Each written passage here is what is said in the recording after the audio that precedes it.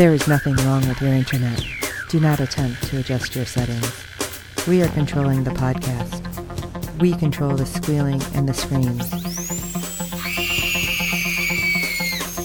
We can make your heart flutter, your eyes blur from tears, or sharpen your mind to crystal clarity.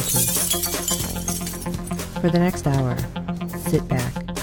We are in control of what you hear. We repeat, there is nothing wrong with your settings. You are about to experience the awe and mystery known as the female mind. You are now entering the Fangirl Zone.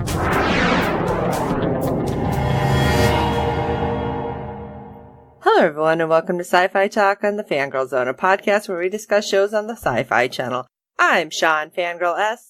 And I'm Steve, and tonight we'll be discussing episode 7 of season 4 of The Magicians. Well, it was crazy. I loved it. We got all sorts of weirdness that I was not expecting, which obviously we'll drop into all that shortly. But first, we have ratings news. All right. Episode 7 brought in a 0.18 in adults 18 to 49 with 0.517 million viewers, making it the 42nd overall cable show for the day.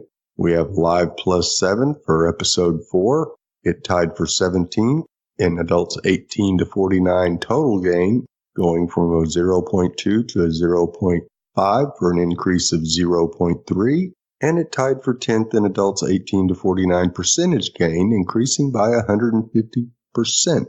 It was 25th in viewers total gain, going from 0.573 to 1.290 million viewers for an increase of 0.717 million viewers, which tied it for 7th in viewers percentage gain with an increase of 125%. That was good. Yes, and we also have Live Plus 7 days for episode 5. It was 14th in total viewers percentage gain, going from 0.531 to 1.102 million viewers for an increase of 108%. Nice. Yes, keep them Live Plus 7 days over 1 million viewers, and we're in good shape. Yes, we're doing good. I am very happy. So we're going to jump into episode 7, The Side Effect. Katie goes to the flea market, what Zelda has been up to, and all about Fen. They make me crazy. I swear they do it on purpose. I think so, too. They're like I really trolling do. everybody. Yes. All right. Well, we get to go to the Underworld Library, which I thought was great because we actually get Penny 40. Yes. Oh my gosh. And I missed it. And you can so see the difference when you see, obviously we were able to see that when it was Penny 40 and Penny 23 in a room. But now being able to see Penny 40 again a little more long term, you really see how the differences are. Yes. And how much he's changed, which is really surprising. Yes, it is. I don't know what was in that cake he ate, but wow, what a difference. I'm telling you, what I wouldn't give to get that clip of what they talked about when the boss man came down there. Because It had to be something huge. Yeah. He just had to reveal the story. That's the only thing I'm thinking. Obviously, I don't know if this is part of the book. I just started reading the second book, and that is really different, I'll tell you that. So, I don't know what's happening with Penny. And Arjun, you are so awesome. And, oh yeah, by the way, congratulations, because he just got married. Yes. Alright, so Penny 40 brings in an employee named Derek and challenges his way of thinking, making him question who is actually the center of each story. Since he seems to want to kind of just glance through the books, I feel like he needs the Cliff Notes version only. And he's trying to just file them away as secondary characters or tragic love stories and not really care to read everything. Right. And it seems like Penny is in a position of power almost, like he's a supervisor now. If you notice his desk and that weird map layout in the back. Right. Interesting. But before we really get into too much, he's like, well, let's start with the library, which seems an odd place to go. But we have Zelda, who's the head librarian, and she has a lot of stuff going on in this episode, which kind of makes me question how hard-nosed she is. Right. Yeah, I don't believe she's ever really been that hard-nosed. It's been more of because of what's happened, she's had to do things that she really didn't want to. Right. And we kind of see that in this episode. Right, because we're seeing like her perspective on things after Alice has escaped, but it's a lot different than I was expecting. Right. Because we're getting so much information. Now, apparently, Derek really didn't understand that Zelda's daughter was Harriet, and he's like, wait, I don't understand. Oh, because at that point, Penny just kind of is like, you'll get it later. Yeah. But we also see Zelda's boss in this one, because everybody has boss. Oh, yes, they do. And it couldn't be anybody else but Brian Markinson. He's playing Everett. And he appears to know what's happened to Alice, but as we all know, and the librarians know, Alice changed her ending. Right. But after some discussion, the librarians, which I was so happy that we get Jewel State back, by the way. Yes, we have the big three. Brian, Jewel, and Zelda seem to be the board of directors of the library. Yes, like the head librarians, I guess. Yeah. But they agree that they're not jailers. But what do we do about the escapees and the other magicians, along with Nick, a.k.a. Santa Claus? Well, one of them thought it'd be a good idea to just find them and kill them. It's like, whoa. Zelda's like, hold on a second. We don't do that. And then she had actually said their motto, which I do not remember. I really wish I write things down. I'm horrible at that. You guys know that by now. But she's like, how about we go a different course? And we track them. Without anyone knowing, of course. Because obviously, that's the only way to go for the librarians, right? Absolutely. And she decides to use a secret technique, which, I don't know, right from the go, I kind of felt like this is gonna be bad. And all of a sudden, she kind of stops. It's like she's hearing things. And when she ends up in her office, in the mirror, she sees Harriet. And then she kind of freaks out, because then all of a sudden, the mirror explodes, which I'm thinking is not a good thing either. No, it can't be. But then that's all we get for a minute, because then we go back to the office with Penny explaining to Derek that, you see, our role is to see, but not get involved. And that's what we're doing. We're observing. Because Derek's like, wait, what's going on? Maybe we should send a message. What did he say? Right. Through the dragon's butt or something? Yeah. It was just kind of random. It's like, oh, God, dude, no. No, the dragon is the messenger I to know, get from. But yeah, I know. The way he said it. Said it, yes. He's like, let's talk about Fed and Katie. Like, what? I mean, Derek looks really confused. He looks very like, I don't want to be here. This sucks. Yeah, he looks like a millennial. But, well, yeah, I guess the stereotype.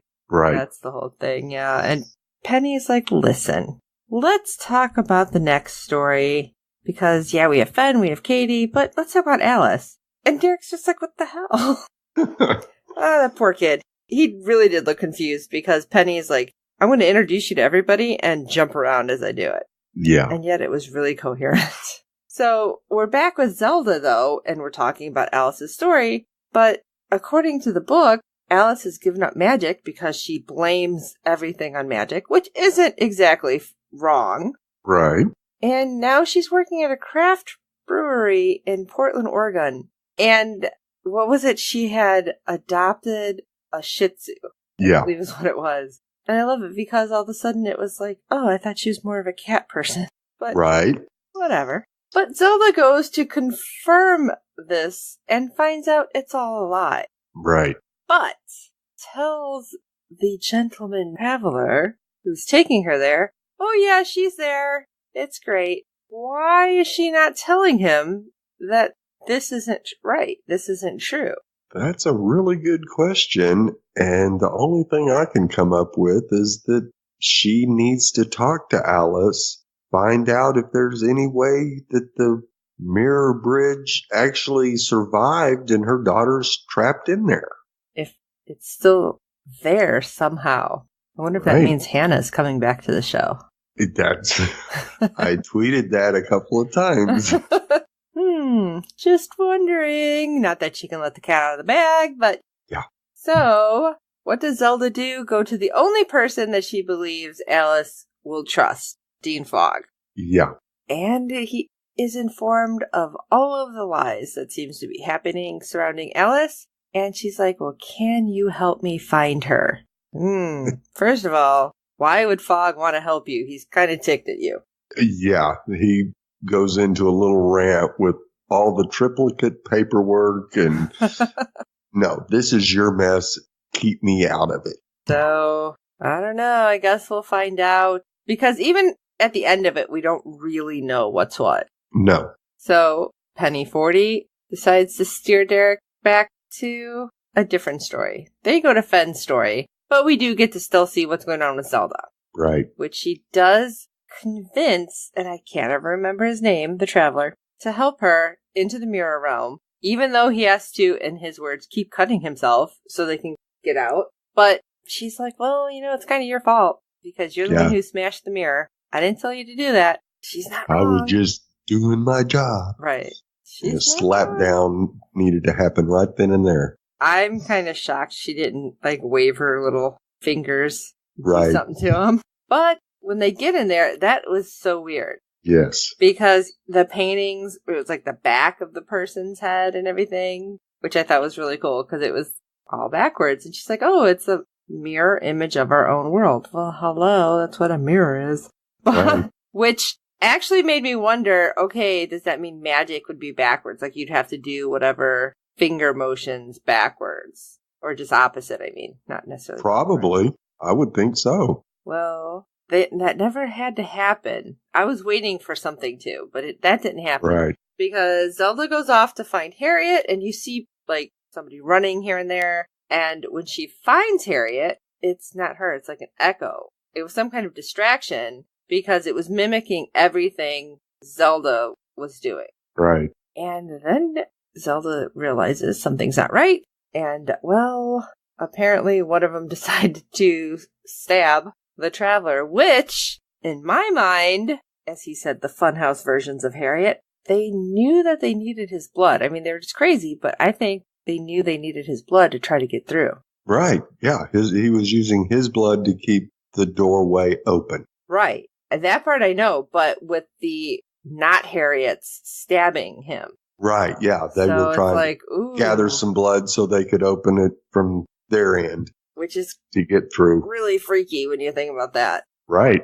But we're back in the real library again, and Everett's like, listen, Zelda, there was a big thing that happened in Modesto, so head witches are kind of dying because of the tracker that we decided to put on all the coins that you suggested. Right. It was a great idea. Just we didn't see the side effect happening. But you know what? I'm okay. They could all die. And she looked just so surprised.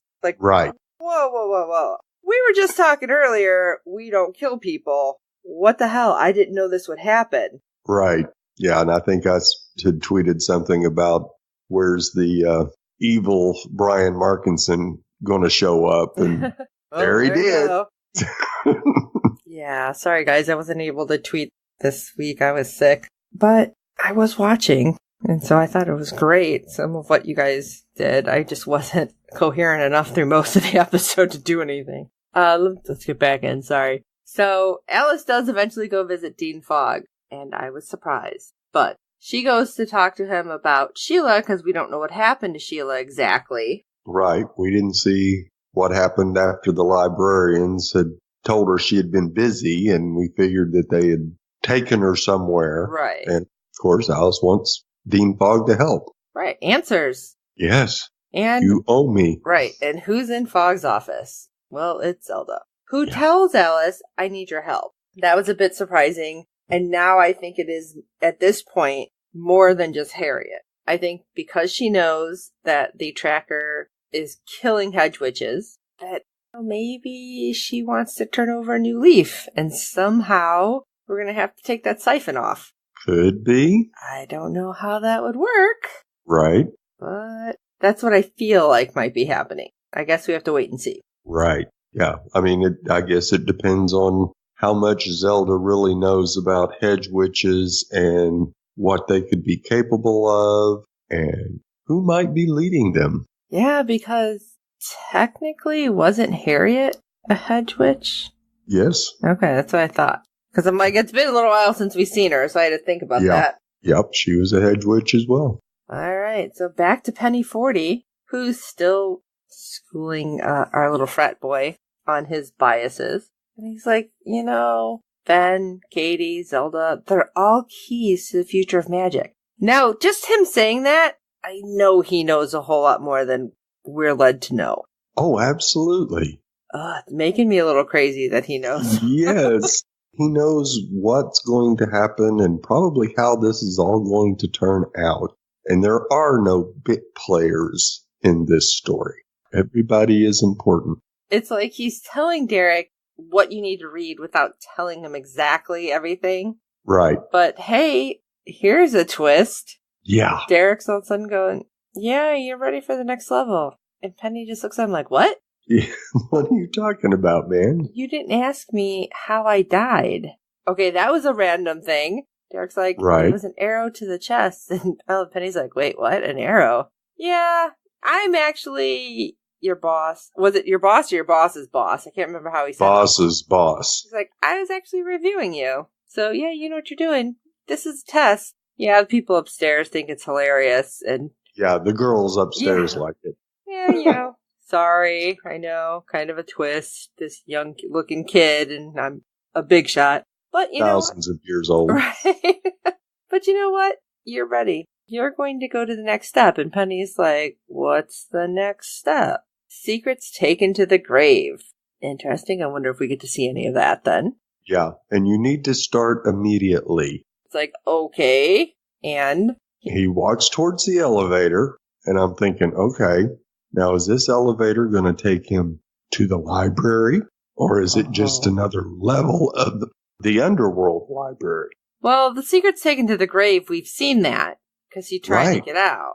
Yeah. And what he says when the door's open, he's like, oh, hey. And he walks in. He's like, it's been a while. Welcome to the underworld. Who is he talking to? Exactly. It was like, holy crap, who are you talking to, Penny? And the only person that I can think of was the guy from Fillory that helped him earlier when he first got there. Like when he first snuck in. Right. And now that could be. Because I'm like, he's not like, oh my God, it's you. Right. So I'm feeling that it's not one of the main cast members. Because I feel like his attitude or even like his eyes would have gotten big or something. Right. So here's hoping. I don't think it's Mayakovsky. Yeah, I don't think he'd be that cool with him. No, not at all. All right, let's go to Fillory because this was kind of weird. Yes, it was. We had a really short time in Fillory, but wow, what's going on? Fen is having prophetic dreams. And she tells Josh about it. Because at first, I'm like, wait, what's going on? Because the first dream she has is Margot with the antidote for the talking animals. And she, of course, is talking smack to her lizard. And she dumps the antidote on it, the beet juice. And it goes up in flames. Yeah. And that's when we find out that it was only a dream. Because I loved it, though. Because Margot was so damn snarky. Yeah. Oh, God. I love her. I love her so much. But Josh explains to Fen, listen, we had a class about this. You can control your own dreams. Try lucid dreaming. And of course explains it. And so, okay, she's back in the middle of that dream with the lizard. And she's able to stop it for a minute. And I'm going to throw something out after I finish talking about this for a second. She follows the person in the dream. They go from the castle. So what was it? White Spire to, it was a bridge that had like ribbons on it. Right. And then that's when she loses the person. But she wakes up, she goes and tells Margot what's going on. And they're like, okay, so I'm going to stop. I'm not going to set my lizard on fire. No. She's like, I don't know who it was. They're like, well, great. Of course. Now, I'm wondering, and this is going back a bit, if that happens to be the witch that had gotten Quentin's blood. Because that's very possible. We haven't seen anything about her. Right. Absolutely nothing has come back about the blood. It hasn't even been mentioned. And I feel like nothing has happened so far, or been said that hasn't been come back to. Right. So that's my idea. I think that's as good as any. I mean, I don't know how Quentin's blood is doing anything, but... Isn't going to play into this, but you never know. Right. Or if somehow, because, I mean, they time traveled, but could that be Quentin's kid somehow? Again, we don't know if that's coming back somewhere. Right. Yeah, because Finn kind of seemed to think that it was a lady, but we never saw, it was a hooded figure in a green hood. Right. That's all we saw. I mean, I guess it could always be, oh my gosh, what's her name? Jane? Oh, yeah. Absolutely, it could be. There's so many it could be's. But obviously we're going to wait and find out. But interesting thoughts and theories, and maybe you have one yourself, and you can let us know too at SyFyTalk@fangirlzone.com. All right. Now, let's go to Katie, because we had Katie finally back. Right. Jade, where have you been? Yes, and we found out what she's been doing. She's been taking care of some of Detective Sam's cases. You go, who would have thought that she would have still cared about her alter ego there? Well, she did make a point of saying, I was a main character in my life, in my alter, and now I'm just like a background player. Right. And Julia's like, that is not what you are. No. But you have to. Katie thought she was unimportant. Finn thought she was unimportant. And by the time the episode ends, they're not quite so unimportant anymore. No, they're not. So, of course, Katie tells Julia that she will help the gang, but when she wants to do things on her own time and in her own way. And she reminds Julia how she nabbed this apartment from Marina for everyone. And sure enough, somebody comes up and rings the doorbell. Katie opens it, and oh my goodness, we're introduced to the Baba Yaga. Which I, again, thought was hilarious. I'm like, What is going on with this crazy, like, growly woman? Who's not any older than Katie. Right? And yeah, it turns out Baba Yaga is a magical creature who lives inside of this woman, who she uses when she has to collect rent. Right. Seriously? Okay, that was weird, but sure, why not?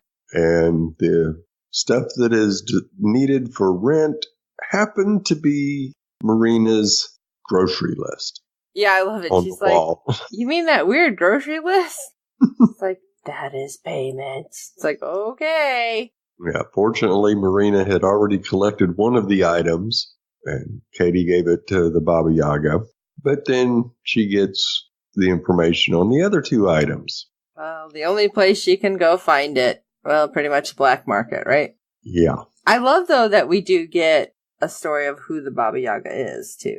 Right. So, yeah, she ends up going to a bar, and we get to see good old Slumbucket Pete again. Didn't think we were going to see him. No, but of course he agrees to help her because he really wants to meet the Baba Yaga. Yeah, I guess whatever works for you. Yeah, he was the Lovejoy, wasn't it? Is what Pete was called. Right.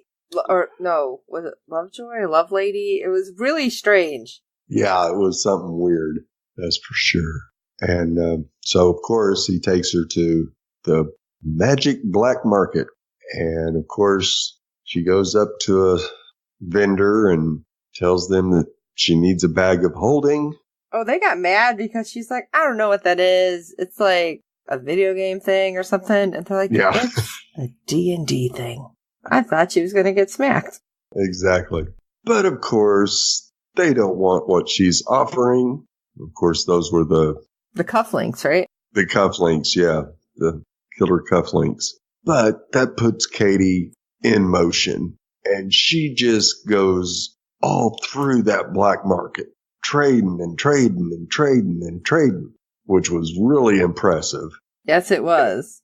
And she goes back, and sure enough, it's enough to get her back. Now, of course, Pete's nowhere to be found, so she heads back to the bar and finds him with his friend Gordy. I think he was probably more than a friend. And Gordy can lead Katie to the other bizarre item required, a creepy doll with healing tears. And I'm going to just say, when they find the doll, that was freaking creepy. Oh, absolutely. That's like Annabelle level weird. Yes, because of course they make it to the guy's house. His mailbox on his door is full, so Katie's thinking this guy ain't been here for a while, so she just uses her magic to open the door, like a Detective Cunningham would have. And look who's not moving on the floor. Yeah, in a pool of blood. Yes. And he had weird marks on his arm. No, was there blood? No, there wasn't any. No, You're that's right. Because she does say it doesn't look like any foul play. Right. Or blunt force trauma or something. And Pete's like, you've been watching a lot of CSI, haven't you? But he goes wandering off to find the doll, and he grabs it, and then there's like, what was up with like Thing? It was just a hand. Yeah. Grabbing him. He's like, bad touch. Like, oh, that's horrible. Yeah. Yeah, I thought of Thing as well. That was the first thing that popped into my mind. Oh, it's Thing! Awesome! And as we get them about to leave, because Katie's like, great, I have the doll, we have the bag. Pete's like, oh, let me just see what this guy's got in his pockets. Great job. So basically, he pickpockets a dead guy. Right, with the Dewey. Yes. He's like, oh, he doesn't need it. I'm like, well, okay, I get that, but at the same time, seriously, dude? But that's Slimeball Pete for you. What are you going to do? Because now Pete suddenly starts getting sick later in the day, and weird things start to happen to him, and his arm kind of starts looking like the dead guy. Yeah. So, and his friend Gordy says it looks like he's got something interacting badly with his personal spells. And of course, they search him and figure it's got to be the Dewey in his pocket, because that was the one that was on the dead guy. Right. And how does Gordy figure it out? He licks it. Go, no. I'm like, oh, it's so Doctor Who. Yeah. And he speculates that it might have a tracking spell on it that is making him sick. Great. Of course, Katie guesses that the library is to blame for this, and that all the hedge witches with personal enchantments are at risk. Yes, because once all of the enchantments, there we go, were taken off, then Pete got better. Right.